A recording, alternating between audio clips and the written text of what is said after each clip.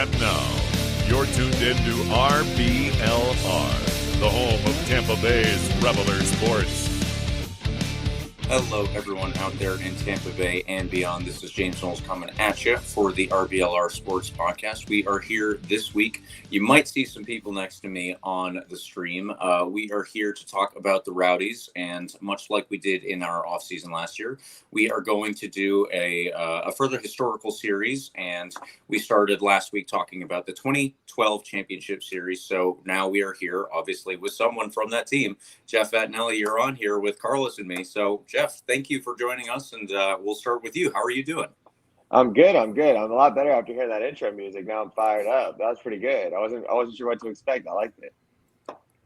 Yeah, it's actually one of the cooler things. I think that we've all got different ones for the Rays and the Rowdies and everybody. It's good work from our producer Eureka. Carlos, How are you doing this week? I'm doing well. I was gonna say make that same comment. I mean, I've heard it now a bunch of times, and it still never gets old. It's a banger. You can't really go wrong. But no, James, I'm doing well. It's a nice day up here in DC. Relatively warm by standards up here. But I mean, I'm just excited to talk Rowdies. Excited to talk with our guest here, Jeff. Jeff, I mean, absolute honor to have you on here. I said this before we started recording, but forgive me if I start fanboying a little bit. It's really cool to have you here. Really cool to chat about, your career. And I won't, spoil it too much, but generally just really cool to have you here. And, good to have James here with me as always. And James, before we do anything, how are you doing though? Don't want to skip over you.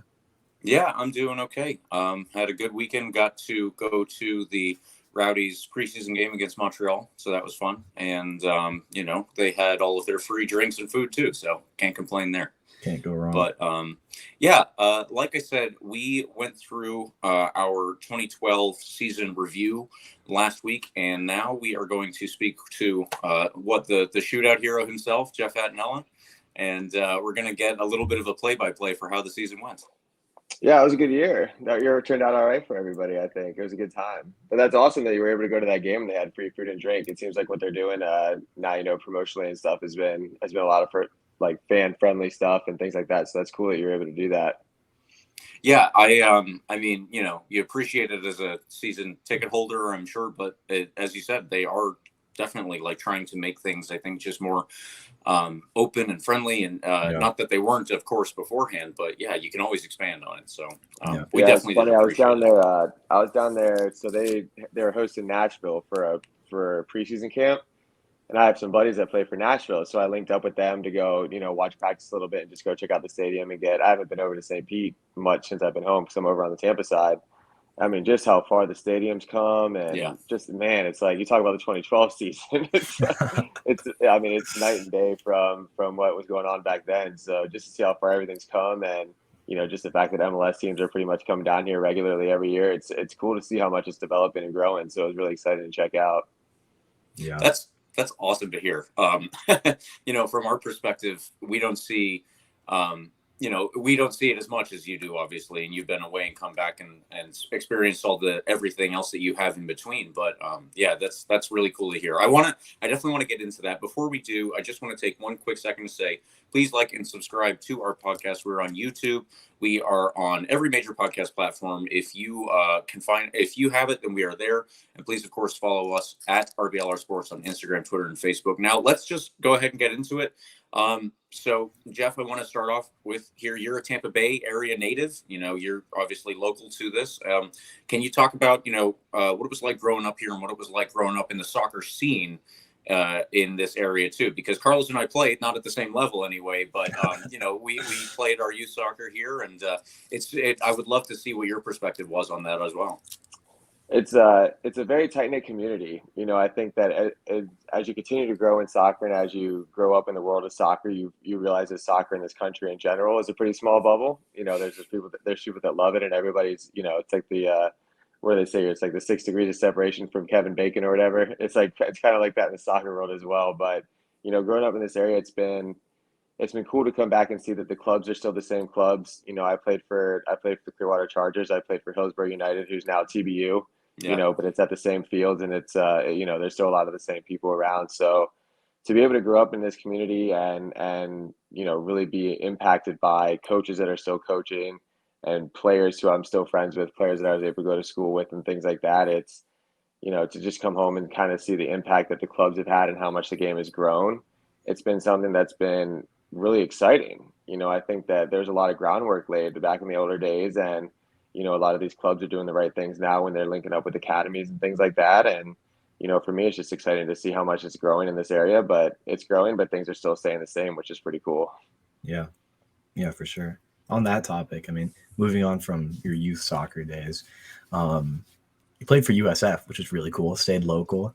I really like talking about like the college recruitment process for all sports, but especially soccer, because it's not, college soccer is obviously not up there with the likes of college basketball and college football, which are just huge productions and so much money in it. What was it like getting recruited to USF? What was that process like? And then, how did you enjoy, or maybe not enjoy, playing soccer at USF, Corbett Field and whatnot? Oh, I didn't get Corvette Field. They got that after me. So they got the development after I left. I'm a little older than that, but no, I mean, so it's just one of those things where being from the hometown and playing in the hometown just really benefited me. So I'm going through the process. I'm playing club soccer, I'm playing youth soccer, and I'm playing high school soccer. And nowadays people don't play high school soccer. That's like a forgotten sport. Not everybody's involved, or a lot of people say that if you play high school soccer, you're kind of playing it not to develop and get to the next level. But for me, I had a completely opposite story, and it's one of those things that I always feel like I owe so much to coming from this area, because if it wasn't for some of the connections that I had in this area, then I wouldn't have been able to go and play at a school like USF. And it's funny. So I was going through the recruiting process, and when you do that, you send letters out to everybody. You're trying to get people to show up. You go to their camps. You go through the whole deal, and it just so happened that USF came to a game, a high school game. It was like a district semifinal game or a district final game. It was Countryside versus Gaither, and I played for Countryside at the time.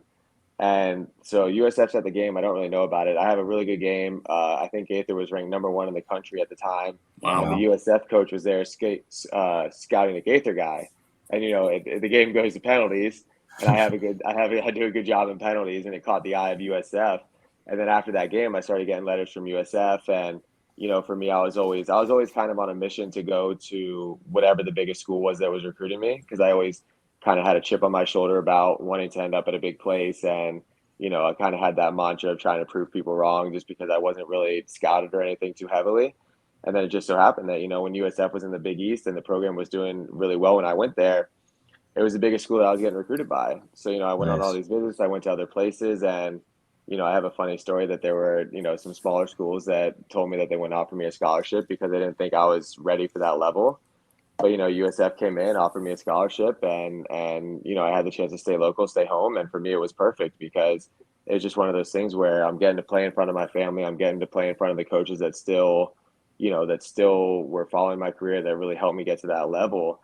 And I love my time at USF. It's been one of the more fun things. I talked about coming back to the Rowdies, coming back and being involved in USF and hanging around campus and seeing the things that are developing there, and trying to help the programs the way that I can. It's been some of the most fun things that I've done since I moved back home.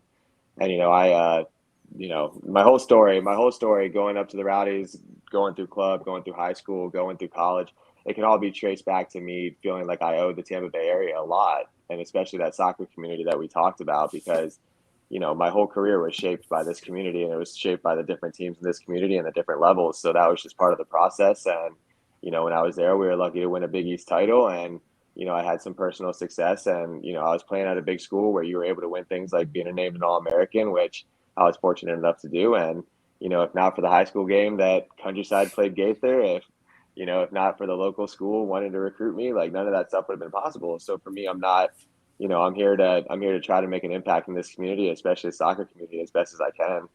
Yeah. Yeah. And James That's so cool. James and I It's talked crazy. about this. I mean, now it's like high school. Like, everyone asks me all the time. They're like, how did you get recruited? I do a little bit of coaching, and I have a little bit of things going on. And, all the parents all the time, like, how'd you get recruited? I'm like, you wouldn't even believe me if I told you. Because like, it's not a thing anymore, but it was something. It was pretty cool. Yeah. Yeah. I was saying, James, we've talked about this before on previous episodes too. And we're talking about high school soccer and the Bay Area. There's just so much talent. Yeah. I feel like it really does go under the radar, underappreciated. Like You mentioned Gaither being number one in the country when you were playing. I feel like there's regularly a couple teams, maybe even more than that. They're just consistently top 20, top 15, top 10 in the country from the Tampa Bay area. It's Tampa, St. Pete, whatever. I mean, it's incredible that so much talent gets overlooked because, like you said, Jeff, it's this almost like a stigma around playing high school soccer. So that's really fascinating. I'm glad you brought that up. It's a good point. Yeah, it's crazy. I mean, like the landscape, that's one of the things too. I'm learning a lot too. The landscape of youth soccer has changed so much since I played. And but when you talk about the way high school soccer is, you have to talk about the academies and things like that. And part of the work I've been doing is with the MLS program, trying to scout guys and get them into academy systems and get them on the radars of pro teams. And I tell people all the time, I'm like, you got to come down and check out Tampa because Tampa's in a little bubble. Tampa's in a little bubble, but there's a lot of players down here, and there are a lot of guys that came out when I came out as well. So there is a lot of talent down here, and the game just only continues to grow. And it's great. It's great that the Rowdies have guys that want to make shows about them, and season ticket holders, and people that are pumped about the Rowdies, because I think that that's something that gets overlooked too. Because what the Rowdies are doing is a lot of fun, and it's a high level of soccer. And I think that the more people promoting it in this area, the game's only going to grow. And I think Tampa's really ready for it. Yeah, we had Andres Arango on here last Great year. Guy. Yeah, Great guy. he was talking about his time coaching and all the same things that you're saying, just the talent that he sees, and he was similarly saying that he doesn't think that there are enough people kind of getting eyes on it effectively. But it's also funny because I went to Gaither a couple of years afterwards, but we always saw the plaque when we were walking by. So that's funny that you ended up playing against that team. But we beat them twice. We beat them twice. My wife went to Gaither. I like to remind her that. Oh, okay. Nice. Gotcha. Well, to take it one step further in your career, I would like to ask you next. You were originally drafted by RSL in MLS, I believe, and then that was before you ended up, joining the Rowdies. So could you walk us through that process of leaving USF and then how you ended up here playing for the local professional team? Yeah, no problem. So for me, it was a very interesting process, and it was a big learning experience for me. Coming out of college, my junior year, I was named a first team All-American, and that was the first time in my life that I was like, oh wow, I think I could actually play professional. That's the first time that people were really telling me, like, hey, like, I think it's time to. I changed my major so I could graduate early. I did all these things centered around the idea of actually playing professional soccer, which for the first time in my life, the dream was kind of becoming a bit of a reality. And then my senior year, I didn't do as hot my senior year. And then for whatever reason in the draft process, it was funny. I got invited to the combine, didn't give up a goal, but I also didn't face one shot. So I had a center back in front of me, a guy that just retired actually, Jaleel Anibaba. And I remember thinking at the combine, I was like, this is the best player I've ever played with. Like, he didn't even let me face one shot. And then, so whatever the process was, however it happened throughout the process, I ended up slipping to what they call the supplemental rounds. And so I didn't get drafted on the first day, which was tough. And then I had to wait through the week to go to that weekend. And it was funny. You look at the NFL, you look at all these other drafts. I found out because I was refreshing the internet on my phone, just like waiting for my name to pop up, just to hear the news or read if my name came up. And so I got drafted by Salt Lake. And then so the process was, you go out there and you get ready for preseason. But to be completely honest, I knew pretty much right away that I wasn't ready to be playing at that level. And I think that the coaches saw it too, but I also walked into a situation where that year Salt Lake, it was 2011, and that year Salt Lake was preparing to play in the semifinals of Champions League. Mm-hmm. So, their preseason was pretty much a mini camp to get ready for what's arguably the biggest tournament that our region has to offer. And they were already in the semifinals, so they had already constructed their team in go mode. They were ready to go. They weren't really looking to sign new guys. And the goalies, when I got there the first day of camp, were Nick Raimondo, Kyle Rainish, and the third string goalie was Tim Melia, who has turned out to be one of the best goalies, arguably in the history of MLS. He's probably in the top 30. And he was the third string guy. So I get out there and I'm going through the camp process, and we're about 2 weeks into it. And for me, I could just kind of see the writing on the wall that I wasn't going to make the roster, that I wouldn't be a part of the final roster. And, maybe if the situation was different where they were looking for a third string goalie that they could bring along and develop, maybe I would have made the roster. But I knew with that list of goalkeepers and just kind of what the club was doing, that I wasn't going to make the final cuts. And once I kind of had that realization, I got on the phone with the Rowdies. And, I called Perry Vanderbeck, who I knew for a long time, who was a GM at the time. And Great I guy. just let him know. Yeah, great guy. And I let him know that I didn't think things were going to work out. And it was kind of looking like I would be leaving RSL. I wasn't sure when, but, I knew that if I wasn't going to be playing in the MLS, that, my career would have the best chance if I came down to the second division, but it had to be at home. I kind of knew myself that I wanted to be home, and if I was playing the NASL and it wasn't in the MLS, that being home was one of the more important things for me. And I got on the phone with Perry, and he just said, "Hey, listen, we'd love to have you. Whenever you figure out what's going on at Salt Lake, let me know, and we can get something ironed out, and we would love to have you back home." So once I figured out, or once I had that conversation with Perry, and I knew where I was going to land, or that I had a safe landing spot, and it was where I wanted to be, then I went to the coach's office in Salt Lake, and I pretty much just said, "Hey, listen, it kind of feels like the writing's on the wall. I don't know what you guys had planned for me for the rest of camp, but the last thing that I wanted to do was go through 2 months of preseason just to be released at the end of it and have spots already taken up." And, I've heard a lot of stories about that and people going through that, but to Salt Lake's credit, they were super honest with me, and they just said, "Hey, I don't think it doesn't look like you're going to make the roster. And if you want to leave camp and go find your next journey, then, more than welcome to." So I parted ways with them. Obviously, later we reconnected, so I left on good terms. But once I said goodbye to Salt Lake, I think it was within the week I had a contract signed with the Rowdies, and I was just ready to go for that season. That's awesome. Yeah, I know Perry through my dad and his playing career, but he's just such a nice guy. And I actually met up with him on Saturday, and we were talking about this interview, and he was like, so excited that we were going to be able to talk. But yeah, that's all just, it's super cool to hear that everything kind of fell into place that way, Yeah, it was one of those things too, where, like I said, like my career was long. Like I had a good run, and I got to see a lot of different things, but if it wasn't for the connections in Tampa, I'm going to say this a lot, but if it wasn't for Tampa, and if it wasn't for the Rowdies, and if it wasn't for all these things falling into place, then it wouldn't have ever been possible. If I didn't have Perry's phone number readily available, because I knew him, because he was best friends with Kevin Clinton, who was also a former Rowdy, who was my goalkeeper coach since I was 10. So there's just connections, and there's things that the Tampa soccer community has done so much for me, and that's just a perfect example of it. That's really interesting, Jeff. That's really cool. And you mentioned this. It's been fun. Yeah. You mentioned this right before you wrapped up there about leaving on good terms, obviously ending up back in Salt Lake. How did that time go? Obviously, I mean, you ended up, like you said, back with the team for a few seasons. What was that time like? Reuniting with the team you spent, I guess, a little bit of time with when you started in the pro ranks. With Salt Lake, it was, honest to God, it was probably the most fun time of my life. It was probably the most fun. Made some of the best friends I could possibly have, and was a part of some of the better teams that I've ever been on. And it was pretty fun. My first year, we made it to the MLS Cup final. And when Nick Ramondo's your starting goalie, you're not going to play much. But I was lucky to get a few games in that season, so I really felt like I was part of the team. And I was on the bench for the MLS Cup final, which was awesome. But when I came into Salt Lake that first year, they were going through what was termed by the media like a rebuilding process. But the rebuilding process was me and about 5 or 6 other guys that all went to college. They were all my same age, and just a bunch of guys who were kind of plugging along trying to make it. And then we walk into this team that, had a core group of veterans. You're talking Nick Ramondo, Ned Grabavoy, Kyle Beckerman, Robbie Finley, Nat Borchers, Tony Beltran. The list goes on of guys Big that are established. names. Yeah, the list goes on, right? Chris Winger, another guy. And the list goes on of, the established MLS veterans.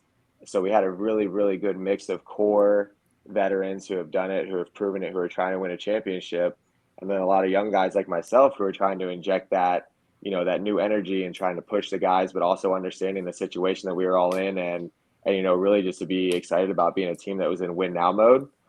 And the combination just worked perfectly. I mean, almost perfectly. We finished second in Supporter Shield, we finished second in Open Cup, and we finished second in MLS Cup. So we were this close to it being perfect, but throughout that year, I made some of the best friends I've had. And then, the next season, Nick went on to play in the World Cup, or be a part of the World Cup team in 2014.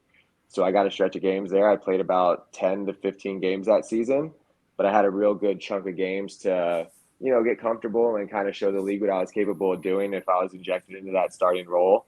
And, that was just a big moment for me because it got my name out there, and it kind of put me on notice because I was the guy that was filling in for Nick Raimondo, who, they hadn't really had a guy who had to do that yet out there in Salt Lake. And, I feel like I held my own pretty well, and that was a big year for putting my name on the map. And, the last 2 years they didn't go as smooth. Obviously once I found out that I felt like I was ready to be a starter and that I could compete at that level and I could perform and play, I was more so, knocking on the doors and trying to figure out how I can get out or how I can get moved. But, it was 4 good years that I know my wife and I don't regret anything about them. And, in terms of a learning process, I got to spend 4 years behind Nick Raimondo, who taught me a ton by watching. He taught me a ton by talking to me, and he became one of the better friends I made in the league. So it was a good run. Again, all these details are just so the big names are all over the place. It's so cool. Mm-hmm. But, I don't mean I don't mean to be dropping names right now. I'm just please. It's just the MLS away. The way it is now. Yeah, it's just the MLS the way it is now, man. There's just some names out there now. Yeah, I mean, I started really paying attention to soccer in America probably closer to 2009, 2010, when MLS was taken off that way, I suppose. So these are all guys who have had, 100+ appearances over the course of the league. And I think that it's just very cool. I do not mind name dropping. I don't think anybody listening would either. But with that time in RSL, you finished your career with Portland Timbers, and I believe that included winning the MLS's back tournament. And, if you could walk us through your time with the Timbers finally, to where you got to the point where you decided that you were ready to hang up the boots and everything, and hang up the gloves too. But what was that like? And what was your time up in Oregon like? Yeah, I mean, my career in Portland was a roller coaster. That is definitely the best way to describe it. So I made the move to Portland. My last year in Salt Lake, I was able to. The MLS has so many weird rules. I don't even know. I could sit here all day and talk about how I was able to get this move to Portland through the expansion draft, but there's a lot of weird rules in place. But for one reason or another, I was left unprotected because Salt Lake had to protect an international player that wasn't even going to be on the team the next year because it was against the rules not to. So I was very fortunate and able to wiggle into this little loophole that the MLS had, and I was left unprotected. And I found out that offseason, it was actually right after we had my daughter, I found out that offseason that if I was left unprotected, then Minnesota was going to take me and trade me to Portland for the rights of a player named Miguel Ibarra, who in the Minnesota, when we started talking about the Minnesota game, he was a part of that game. Yeah. But so I ended up getting traded so I get the expansion draft comes, I get picked up by Minnesota. It takes 2 weeks or so, but I end up getting traded to Portland. And then, so once I get traded to Portland, it was kind of the idea. I was brought in and, I was told pretty much right away that you're not the starter, but the door's not closed. It's not, it's not a Nick Raimondo situation where, the guy's going to be the starter. It's more one of those things where we're going to let the season play out, do your thing, try to impress us when you get the chance, and we'll see what happens. So throughout the 2017 season, I would say there were about 12, 13 games left. I played a few games here or there, which was it was solid, but it was a little bit up and down, probably not as consistent as I would have liked to try to win the job. But then we're in about 7th or 8th place with 12 or so games left. And then the starting goalie picked up a little knock on his hamstring, and then I ended up starting the rest of the season. So the goalkeeper went down a little bit at the end of 2017, and I was able to pick up, 12 or 13 games. And I think we only lost one game in that stretch. I was super comfortable, and I had won the starting job for the rest of the season. And we get to the playoffs, which was my first, taste of playoff soccer at the MLS level. Didn't go as planned. We had a few injuries, but, we ended up winning the West that year. We were the 1 seed coming out of the regular season. So I kind of got a taste of what it was like to, kind of have success, have expectations into the playoffs, not live up to those expectations, and just how brutal the playoffs can be. So that was a good learning experience for me. And then it's funny. I don't know if I told this story before, on a podcast or on a live stream, but I go into my end of the year meeting, which in my mind, every single end of the year meeting is I'm always wondering, are they going to pick up my option? Right? When you're not the starter, when you're not the guy, you're always just wondering, okay, I wonder if I'm going to be here at the end of next year or if they're happy with how I did. So I had no idea what to expect in this meeting. I'm like, oh man, I really hope they pick up my option. We didn't win our playoff game. Like, I don't know what they're thinking about me. And then I go into the meeting and the coach sits me down and he's like, listen, the GM was the first one to speak. And he's like, before we get into this, he's like, you're going to tell me that you want a new contract and I'm going to tell you that you deserve it. You're going to tell me you want more money and I'm going to tell you that you deserve it. And so let's just like forget that part. I'll do it with my agent and you can just talk to the coach. So I'm like, wait, what? What now? I've never had a meeting go this way. I'm like, bet. You know what I mean? It's like, bet. Perfect. So the coach sits me down and he's just like, you're my guy. You're the starter coming in the next season. I love what you did. Let's just keep rolling. And next year we're going to go deeper in the playoffs. So, I come back to Tampa every offseason and I'm pumped. I'm like, oh my gosh, I finally cracked through. I'm going to start the season as a starter. I'm going to have my chance to really grow into the role. And then within 2 weeks of that meeting, the coach quit. So the coach left, and then a new coach comes in, and he and I didn't really get along too well. I don't think I matched his style right away. But it was just one of those situations where I had to adapt to his style of play. It was a little bit more, playing high, a little bit more possession based, a little bit more with my feet. And, that wasn't something that I was generally used to. But at the same time, I loved being in Portland. I loved playing for Portland. And, more than anything, I loved being the starter in Portland. So eventually, I think I got hurt. I was hurt in preseason. I picked up a knock on my quad, which kept me out for like a month or so in preseason. Team didn't get off to the hottest start. I think we were 1-3 or something like that. And by around game 4 or 5, I was healthy and I did my rehab games with the second Timbers team. And, I ended up getting the start about game 4 or 5 in the season. And from there, I think I'm pretty sure we broke the record for the longest unbeaten streak in MLS history, or we were close. It went like 16 games or something. So after that, I was just pretty locked in.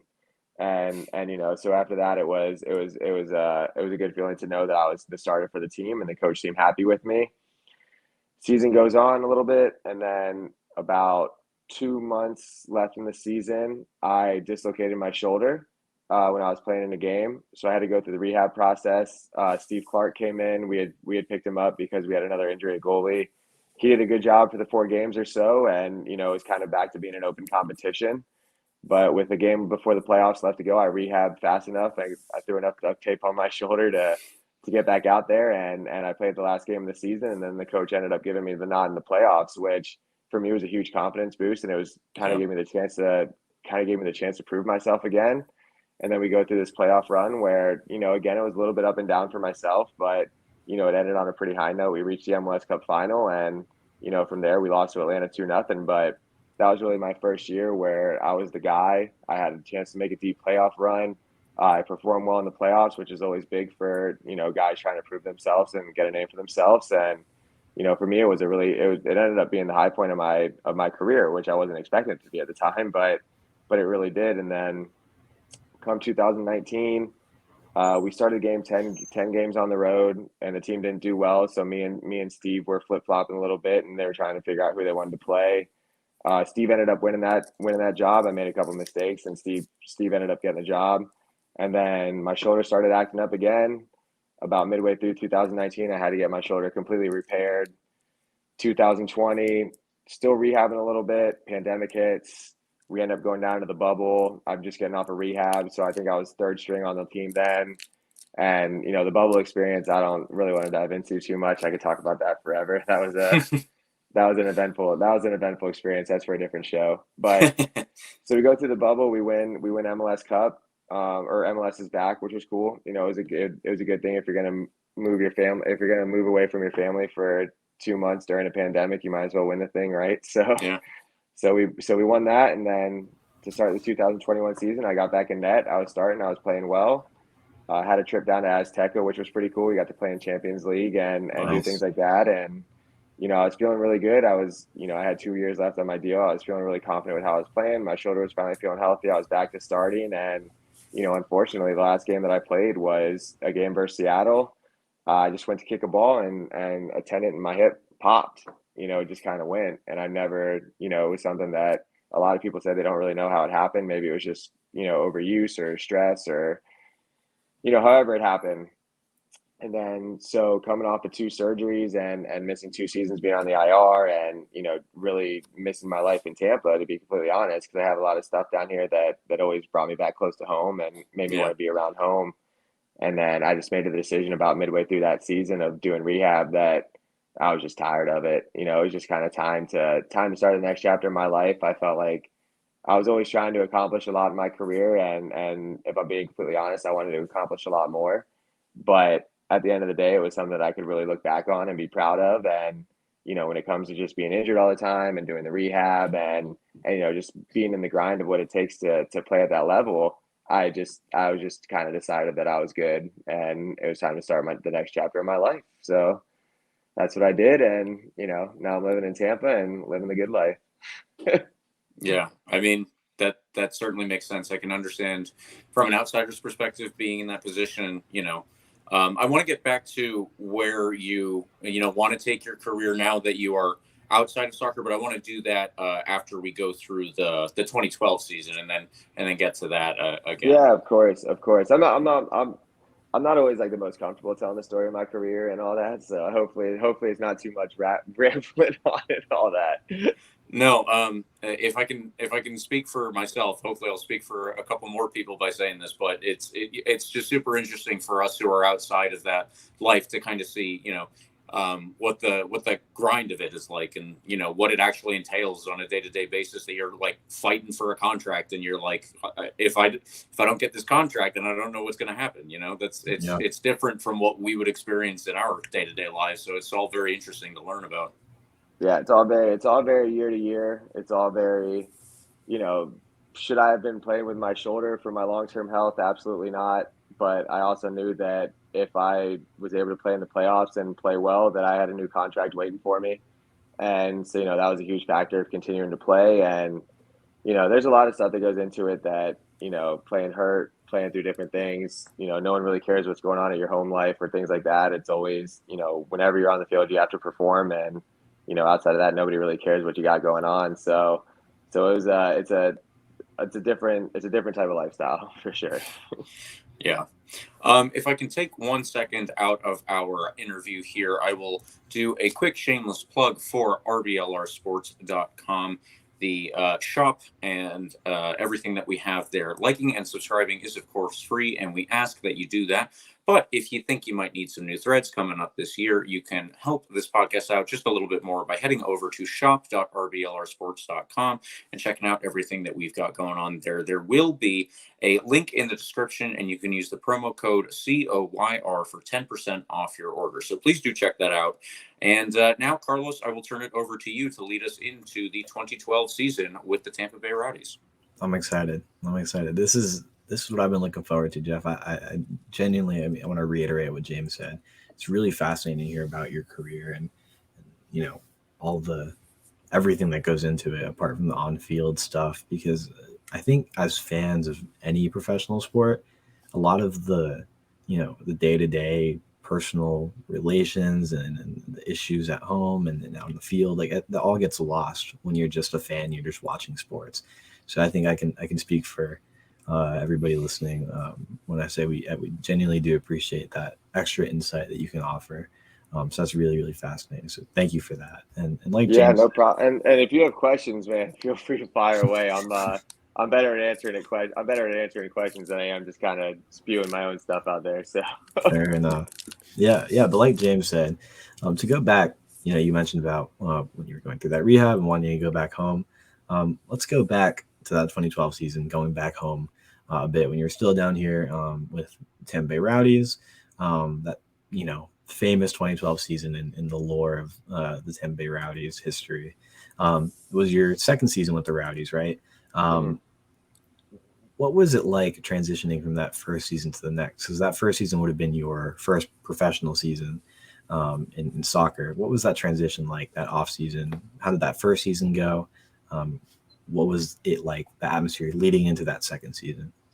Yeah, so my first year, I came in to be the backup. We had a goalie named Mhm. Daryl Sattler who was a starter here. He had been here for quite some time. Yeah. And, the way that goalkeepers get on the field, especially young goalkeepers, is somebody screws up or somebody gets hurt. And unfortunately for Daryl, he picked up an injury that it ended his season. And I was the only other guy on the roster. So unfortunately for Daryl, but at the same time, whenever somebody goes down and gets hurt, that's somebody else's time to, kind of have an opportunity. So Yeah. it was about midway through the first year. I hadn't been playing much. I don't think I played a minute yet. And Daryl picked up a knee injury.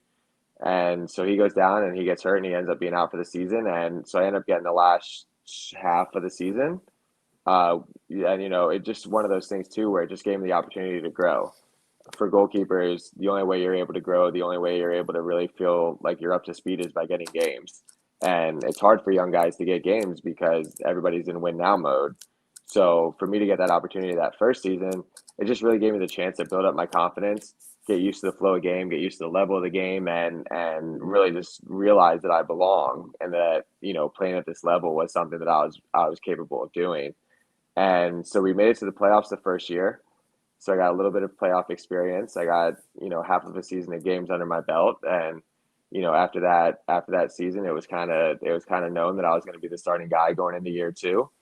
And for me, year two is always, personally, year two is always kind of my goal to prove it that I could make it to the MLS, that this was going to be the season that I had to perform at my best level so that, I was able to move on. Because for me, I was always very ambitious and my goal was always to move on to the MLS and get back to the league. And so preparation for that season was very serious. It was all about getting ready to go, getting ready, to make sure that I was fit, making sure I was ready to play and play as many games as I possibly could.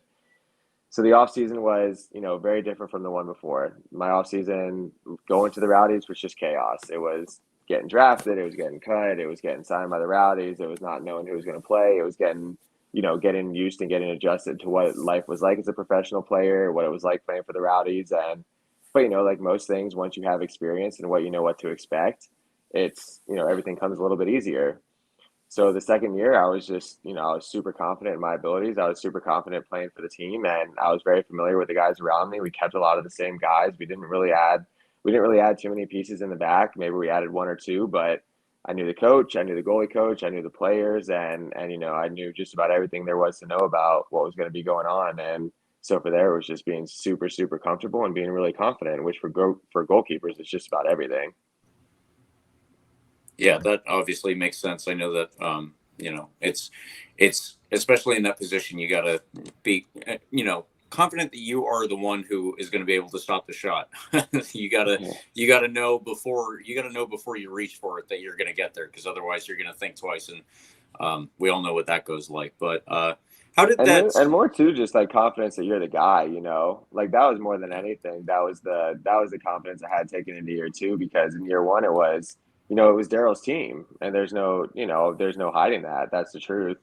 And then, for a young guy to come in and again, you don't really know if they're going to sign new guys. You don't know what they're thinking about you.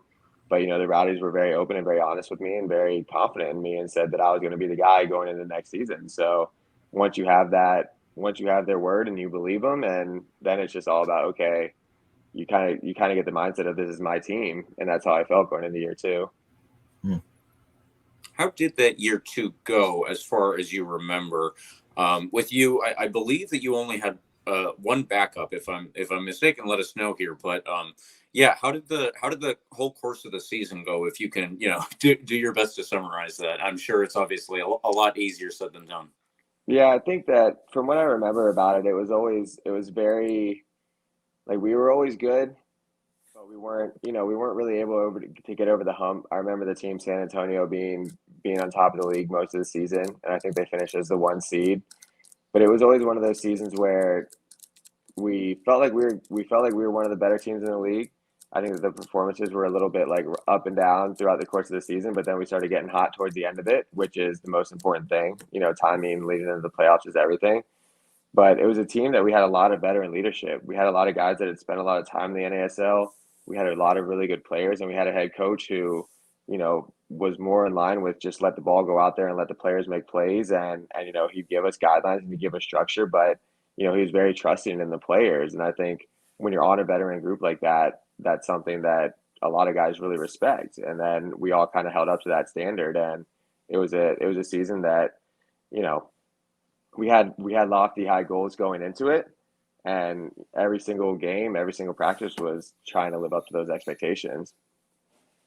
Gotcha. And before I turn it over to Carlos to lead us into the playoffs, I have one quick question going back to your youth soccer in Tampa here. I saw among the goals scored against the Rowdies in the playoffs, I believe both Brian Shriver and Nick Zimmerman were goal scorers. Do you remember those guys from growing up, and like or maybe you played with or against them? Was it like already a rivalry before you got out there? With Shriver, yes. I knew Shriver. Shriver went to Clearwater High School. Shriver played for the clubs that we used to play against. So I knew Shriver for a long time. Great guy, another good player from this area. And Zimmerman, I didn't know him as well, but he was someone that you always knew, and our paths crossed a lot. And as you started playing a little bit more, everybody knew that you were both from the same area, so you end up rooting for one another. And it's not one of those things where you're happy for the guy because he's from this area and you know that they're a good guy, but at the same time, obviously, you're not happy to get scored on. But no, they represent the area just as well. Gotcha. And now, Carlos, if you could, lead us into the playoffs. Yeah, obviously speaking about Brian Shriver, can you talk about, again, to the best of your ability, what that first game of the playoffs was like over against Carolina Railhawks at the time, which I still don't think anybody fully knows what a Railhawk is, but a name nonetheless that should ring the bell. Of any Rowdies fan from that 2012 season. Do you remember what that game was like over in Cary, how it went, and obviously we ended up winning? How do you recall that game going?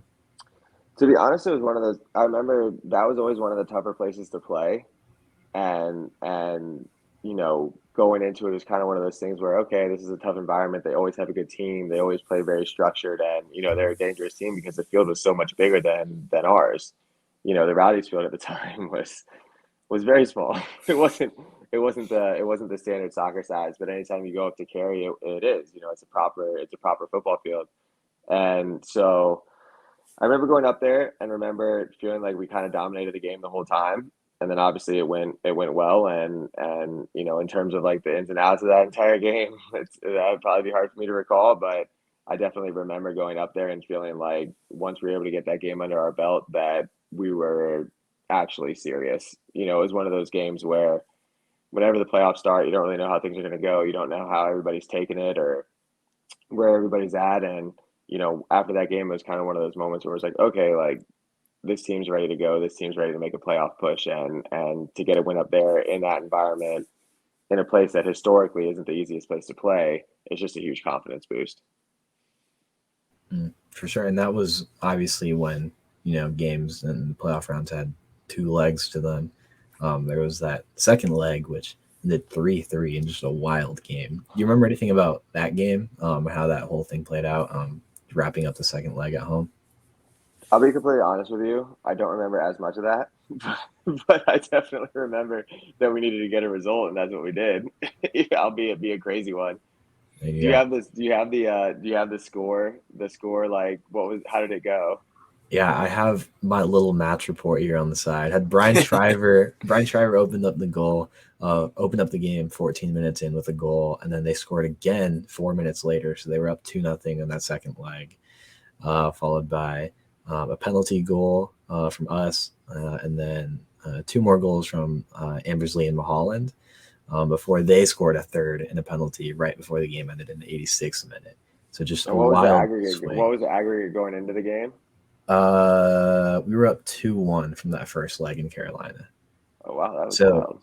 Carolina was briefly when they went lead. Up 2-0. Yeah, they were in the lead for a bit before our penalty in the 40th minute. So it seems like a wild game, and I imagine it was one of those games that would have been just crazy to witness in person. Oh man, I wish I remembered it better. There's been a lot of wild ones.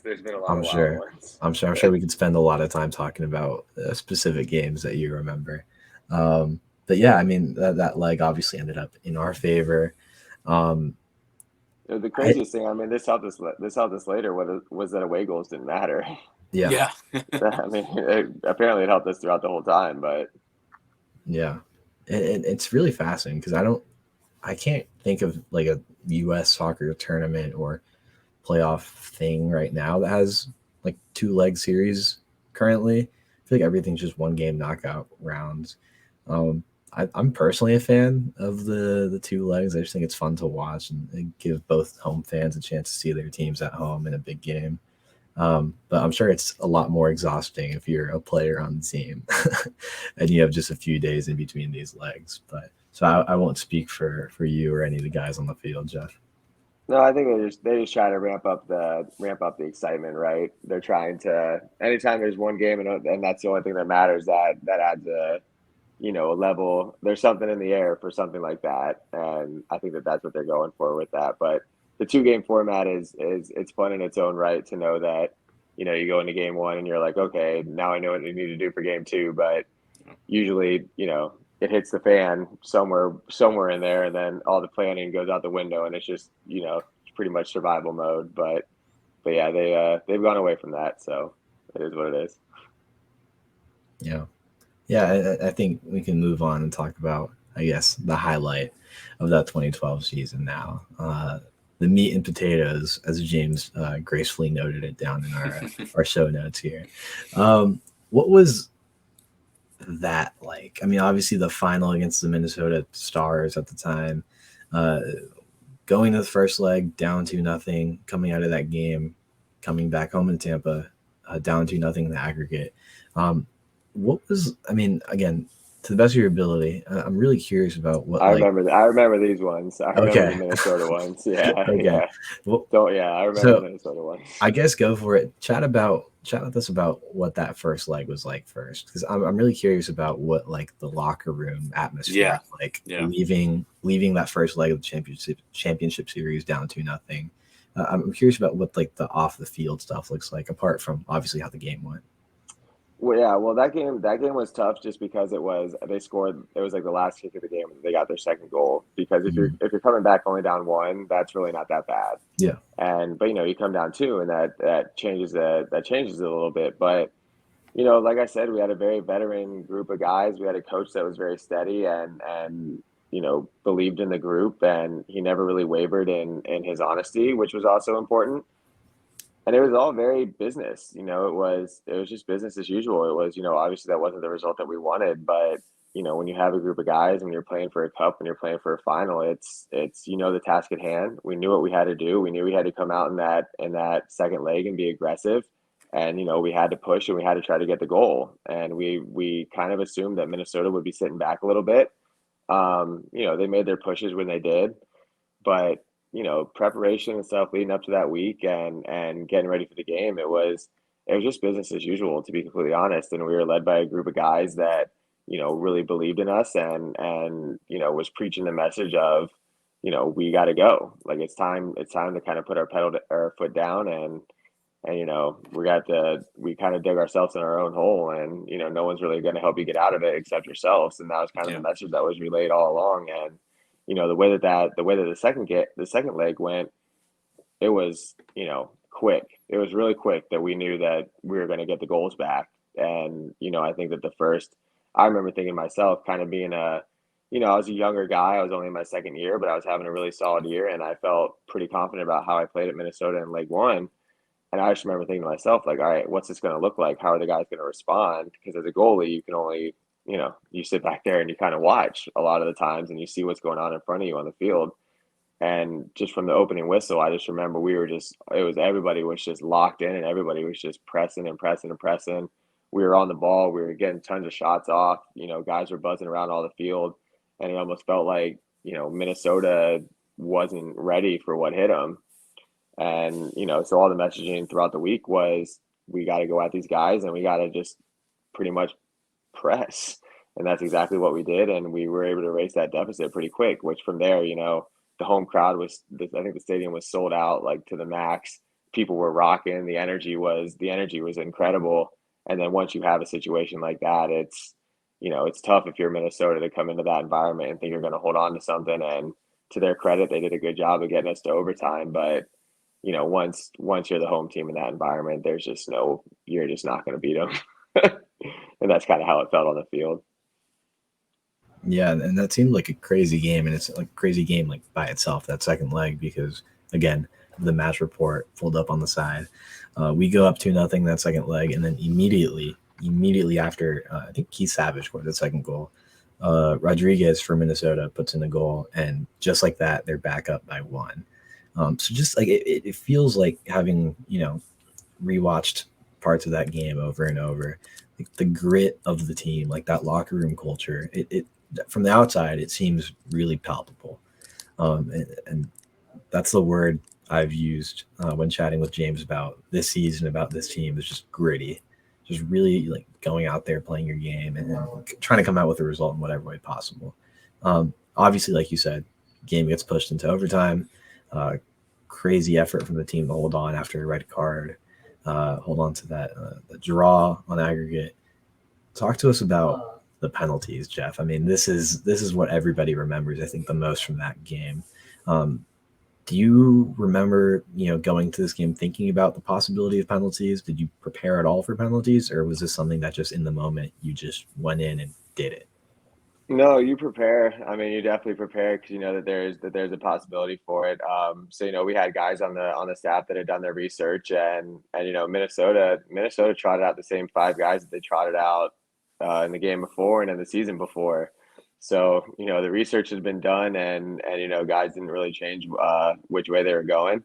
But Wow. you know, leading into it, it was, you don't really think that you're going to go into penalties until there's like 2 or 3 minutes left in the game. You know, that's for me, like as a goalkeeper, you kind of start thinking, okay, this is happening.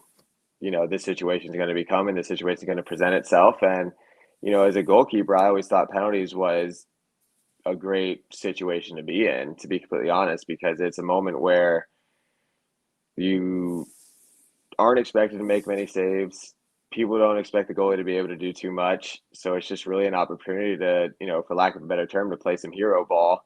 If you make a save, people are really excited. If the ball goes in, everyone's like, oh, it's okay, shake it off. Which if you're a goalie, nobody really ever tells you to shake it off. Everyone always is wondering what you were doing.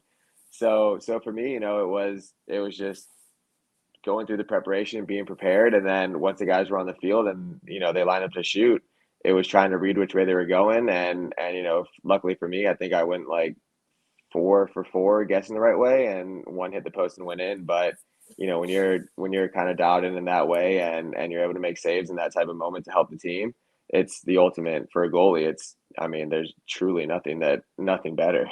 There's no better feeling. There's no better rush. There's no, you know, I really don't know how to describe it. It was truly one of those things that, you know, if I could put myself back into my shoes back then and relive it, I would do that every day of my life, because it was one of the most exciting. It was one of the most exciting things to possibly be a part of. What do you, if you had any of these kind of secrets? I know Nick Raimondo had a penalty taking secret that he said he wouldn't give away until he retired. And then he said it was something about where the player looks when they're walking up. I don't remember exactly what it was, but did you have any secrets, or did you maybe try to get into the opponent's minds at all when they were going? I know that was very big for, you know, Emiliano Martinez in the World Cup final that we just saw. And what kind of stuff did you do, if anything, along those lines?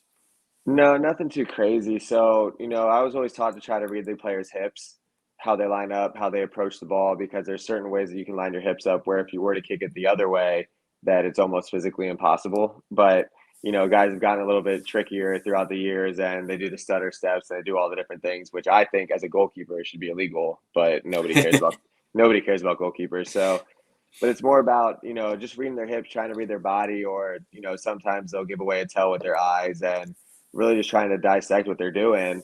Or maybe you see a tendency during the game that, okay, this guy likes to hit the ball with power. So, you know, the idea of him placing it lightly into a corner probably goes out the window.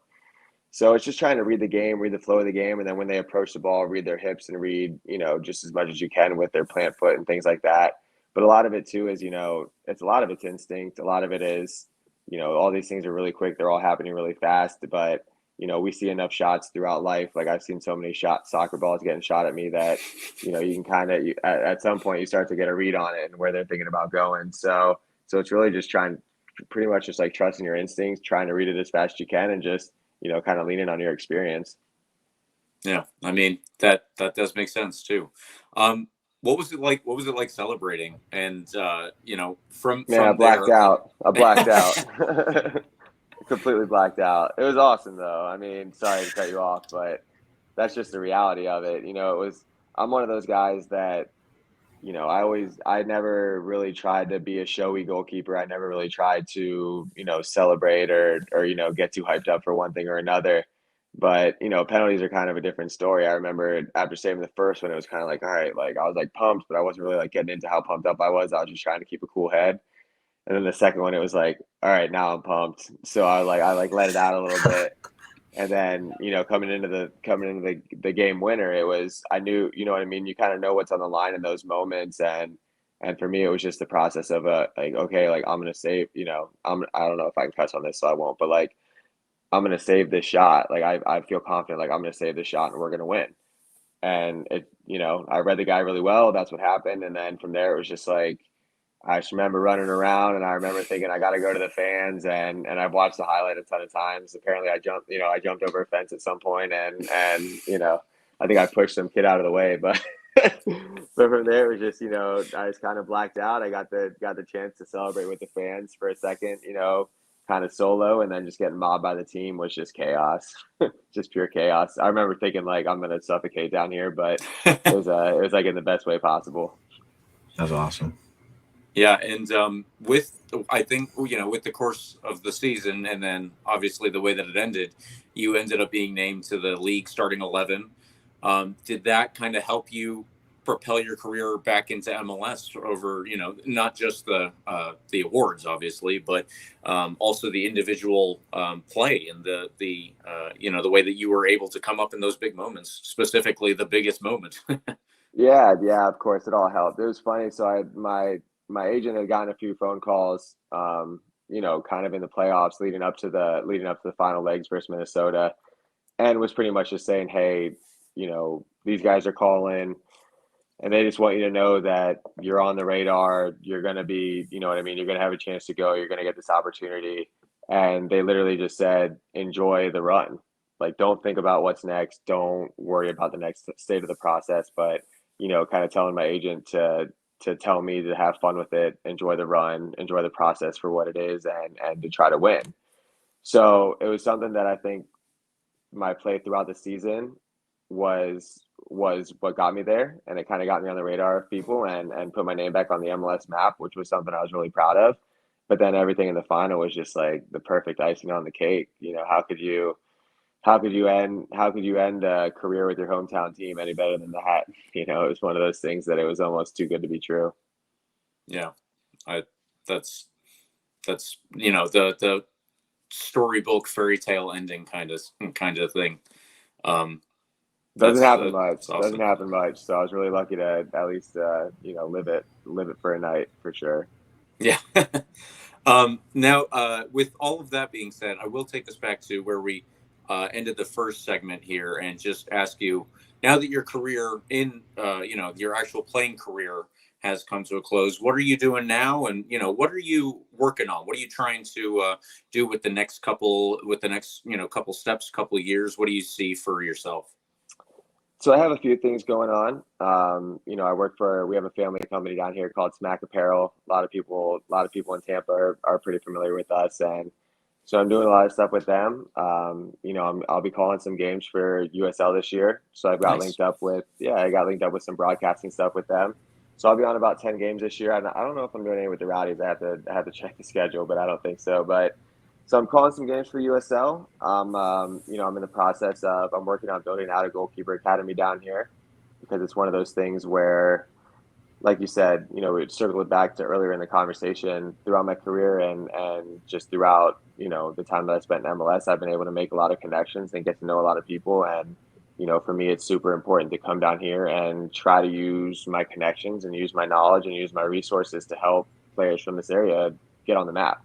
Yeah. And, my way of doing that right now is to start this goalkeeper academy, which, my hope is that it'll be a hub for goalies in this area without any club restrictions, without any of the politics that go into soccer, to have a place to train, at a high level, and hopefully have a place that can provide them with connections, that whether they want to go to college or whether they want to go play professionally, that I'll be able to help them in any way that I can. With that, I'm doing some scouting for MLS. And actually, I started working with a goalkeeper glove company. So if any goalkeepers out there want a goalkeeper glove, renegadegk.com. All right, But there we yeah, go. so I'm staying busy in this area, and really, my main goal with soccer in this area is to try and help the people who have helped me, which means helping the Rowdies grow any way that I can, helping players in this area who want to be seen, putting them on the radar, and really just trying to give back in any way that I can, because like I said in the beginning, this area has given me a ton. And also, I believe one way that you're trying to give back is I think that you are a published children's book author. Is that correct as well? Yeah. So we have 5 books. We have 5 books. We're not really pushing the business too hard anymore. That was kind of a fun adventure that we did, but 2 kids, family business, an academy, goalkeeper glove company. Unfortunately, the children's book business has taken a little bit of a backseat, but we do have a bunch of them and plan on donating some of those throughout the area, as the years go on. That's awesome. Yeah, I mean, it really runs the gambit. Yeah. Wide range. Always keep them guessing, right? Yeah, that's great. Jeff, thank you so much for all of this interview. We'll go, Carlos, we can go through these extra time points real quick, and then Jeff, if you can afterwards, just give us your we'll have you go through the plugs that I'm sure you'll like to go through, and then we'll get you on your way. But this past weekend, do want to say the Rowdies lost 2-1 to CF Montreal in a preseason friendly. I was there. The Rowdies did play better than the results, so I don't want to take up too much time with that. We'll go over that next week. And also, Carlos, the Rowdies made a couple of signings that we have not noted yet. Yeah, we've been seeing little bits and pieces of this, maybe pictures pop up now and then, but the Rowdies did re-sign the academy prospects and Tate Johnson and Santi Castaneda for the upcoming year. So that's really fun. Going back to what Jeff talked about earlier, the product that Tampa Bay Youth Soccer has put out in recent years, and the partnership that the Rowdies have had with that, the role the Rowdies are having with that is really, really fun to see play out in person, concretely. With these 2 guys, and Tate Johnson and Santi Castaneda. So really, really fun, really, really cool to see that happening right before our eyes. Jeff, have you had a chance to see them play, or any of the other academy kids? What is your what are your quick thoughts here on the academy and they're possibly being a route to the first team? So I know Tate's dad, BJ, played in the league, and so I know him. I've seen him play. The other name I'm not as familiar with, so I haven't had the chance to see him. But it's just an incredible opportunity. The Rowdies have a pipeline to players in this area, to give players professional experience, and anytime they're able to do that and find guys in this area and promote them, I think it's exactly what we want to be doing. And for these guys at a young age to be around this environment, it's only going to do wonders for them. And who knows what the future holds for them, but if they're doing things like this, they're off to an insanely good start. And it's cool for the Rowdies. It's cool that the Rowdies are giving back and making a point to do that in the community, because it's everything. For me, that means everything. Yeah, I even just as an outside fan, I think that it's awesome when you see the local kids succeed, and it means that they are actually reaching out and trying to make it a local team. And that's really cool. I think that for fans, it's something to be really proud of. It's something to get behind. It's something to to encourage ownership to support what they're doing and things like this, because at the end of the day, one of the things I always loved about the Rowdies was it felt like the local club. You know what I mean? It's a big city. The city continues to evolve. But if you look at the Rowdies, if you look at the history of the Rowdies, it's the oldest professional franchise that the city's ever had.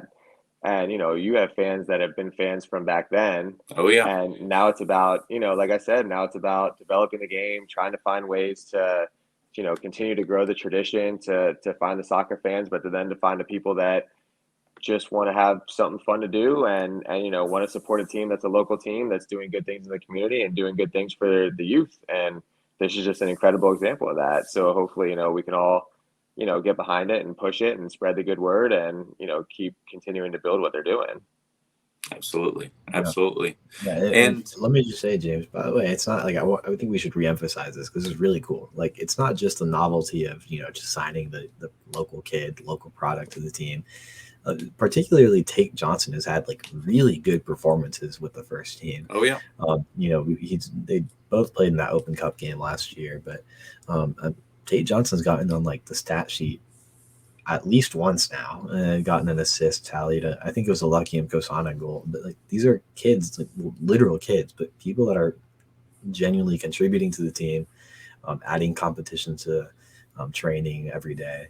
And just overall, like, apart it from this being really good opportunity for them and for the wider range of youth soccer in the area, it's obviously good for the Rowdies, and I think that should be reemphasized too. I mean, the club is getting definitely something out of it as well. It's huge, man. It's huge. Yeah. And with that, our last note in the extra time segment here, both the Miami down in Miami and Phoenix Rising have secured local TV deals. So congratulations to them. I will have an article coming out on Thursday of this week related to that. So please do check it out whenever you can, listeners. And thank you for tuning in. We've obviously had a lot to go over because we have an amazing guest here. So yeah, thank you, Jeff, for coming again. This has been, I really like these history series, not just because it kind of gives us a chance to ground ourselves and give ourselves a context of what the name actually means. Like the Tampa Bay Rowdies, you said it is a historical franchise. There is something behind this, and you kind of, it's good to reemphasize that for yourself as well as listeners. So I like that we get to do this. And then also, so far in our 2 off seasons, we've had some awesome interview guests. So we really appreciate you for being one of them. And if you could also tell everybody, what you would like them to, do all your plugs, that this would be a great time. Yeah, no problem. I mean, first off, listen, if you're listening to this, if you're a Rowdies fan, I plan on being at more games this year. I plan on, doing what I can to help the club, doing what I can to, just support the team and support what they're doing. So if you see me, if you want to come say what's up, if you want to come share stories, drink a beer, just, feel free, because it's, like I said, the Rowdies fan base is a community that, we want to grow and we want to have fun with. And, I want to try to help in any way that I can. So, everyone feel free, and you too, like, great job spreading the word and supporting the team the way you are, because it's things like this that only get things to grow. And, when everybody is a massive Rowdies fan in Tampa Bay, you guys will be beating the drum behind it. So that'll be pretty cool. But no, for me, I mean, nothing too crazy to plug. If you're a goalkeeper, I would love for you to check out the Tampa Bay Goalkeeper Academy. Reach out to us if you're interested in some of the things that we have going on. If you want to, try to develop and take your game to the next level, just please reach out, because, it's I have a lot of experience. I've learned a lot of things, and if you're a goalkeeper, you're going through things that not many people can relate to. It's a mentally taxing position. It's a hard position to adapt to, and I've been through the highs, I've been through the lows, and I've done it for a long time. So if you're a goalkeeper, please feel free to reach out, and besides that, I won't plug all the other things I have going on besides support the Rowdies, support what they're doing, and help the team continue to grow. And like I said, if you're a goalkeeper, please feel free to reach out if you're interested in something like that, because the way I look at it is I have too much knowledge. I've been through too much, and I have too much knowledge to let it go to waste. So if you're a youth goalkeeper in this area, please feel free to use me for it, because I'm excited to pass it along with everybody. That's awesome. I like that. You can also follow us on Twitter. We are there at RBLR Sports, as well as on Twitter, Instagram, Facebook. I am also on Twitter at RBLR James K. And Carlos, what about yourself? At Carlos CPA10 on Twitter, getting overly excited in the off season, as always, having so much FOMO from being away from the Tampa Bay area right now. So keeping up with all the content everybody else is sharing and putting out, and just love seeing everybody's thoughts this off season. All right, well, that will do it. Please like and subscribe to our podcast. We are on the iHeartRadio app, Spotify, Apple, and Google Podcasts. We are obviously on YouTube and all other major podcast platforms. For an awesome interview this week, come on, you Rowdies.